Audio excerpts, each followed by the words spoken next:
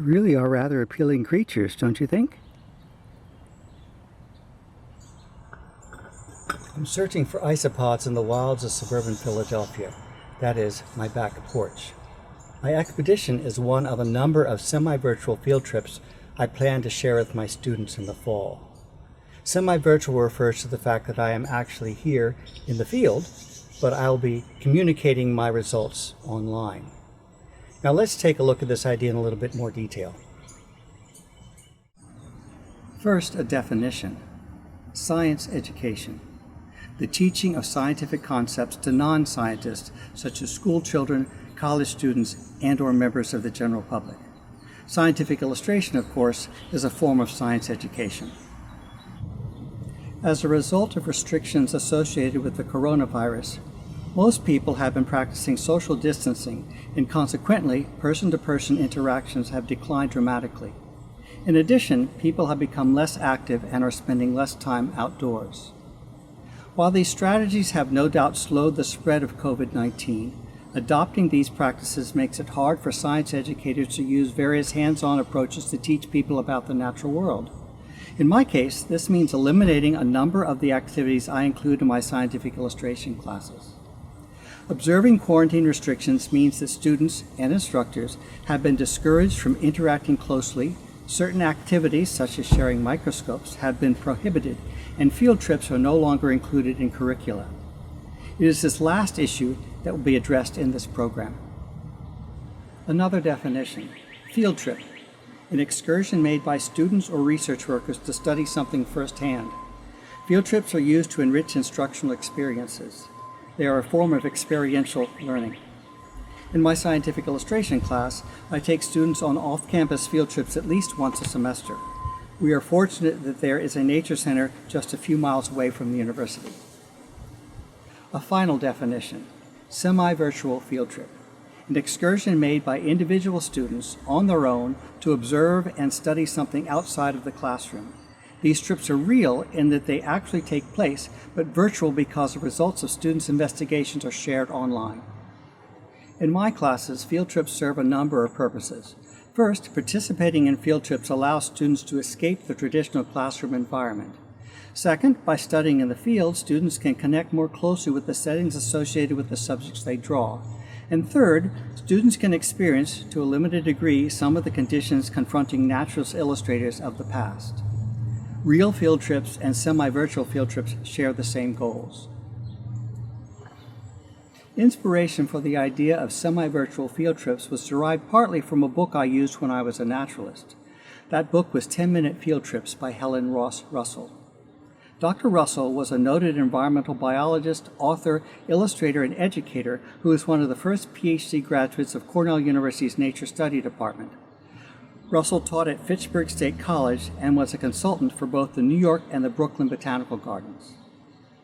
In the words of an unknown author, Russell believes that environmental education can be taught in all locales, including the hard-topped schoolyards common in urban areas. 10-Minute Field Trips provides opportunities for students to learn about natural processes occurring all around them, to develop a concern about the misuse of this planet, and to foster a willingness and ability to initiate and support positive action on the basis of this knowledge. The book has been used by generations of classroom teachers, naturalists, and environmental educators. We're all aware of the value of drawing something to understand it better, and observing something in order to draw it better. We also know the truth of a statement attributed to Confucian philosopher Zun Kuang.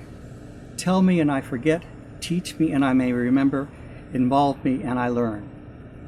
The goals of semi-virtual field trips are as follows. 1. To allow students to take a more active role in their classes. 2. To provide students with an opportunity to leave the traditional classroom environment and spend some time out of doors. 3. To offer students a chance to practice observation. 4. To give students a chance to practice field sketching. And 5. To give students an assignment that requires them to record and to analyze their observations and present their results to their peers. After all of this build-up, the truth is that the mechanics of semi-virtual field trips are very simple. The guidelines are basic. What gives this kind of exercise substance is the discussions that are generated after the participants have analyzed their experiences and shared the results. The example that I've chosen to highlight here is one from among a series I'm calling Signs of Life. These are 4 samples of the visual components of the exercise. The videos are separate, as are any notes the participants may take. Let's look at one sign more closely.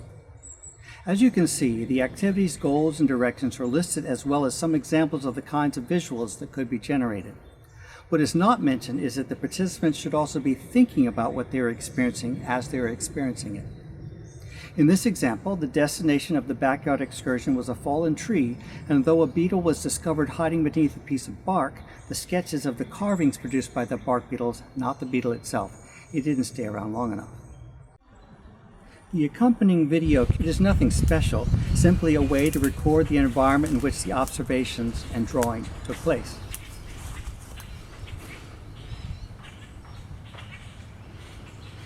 Though the activity asks participants to identify some places in their yards to make their observations, some of them may live in high-rise apartments in cities. This should pose no real problems because an urban setting is a legitimate environment, and if no yard is available, then flower beds, vacant lots, or even parking lots will likely yield evidence of arthropod activity. Ants, for example, can be found almost everywhere. Some of the issues I hope students will think about as they observe and record include the following. 1. What is the value of observing nature in situ? And why do you think it might be advantageous for scientific illustrators to regularly sketch on location? 2. Did drawing outdoors make you uncomfortable in any way? 3. Did you feel you were adequately prepared for this adventure? 4. Do you think having a chance to consider the habitat of your subject or subjects is beneficial? And 5. Did you learn anything that was unrelated to the specific task assigned to you? This is just one example of a number of semi-virtual field trips I plan to introduce when my fall scientific illustration class is offered in an all modes format. It's a simple way to infuse an element of active learning into what is a relatively passive learning environment. To a certain degree, I believe most of us can benefit from a dose of bodily kinesthetic learning from time to time. I hope it works. A final note. To paraphrase Dorothy Gale, if I ever go looking for an appropriate drawing subject again, I won't look any further than my own backyard.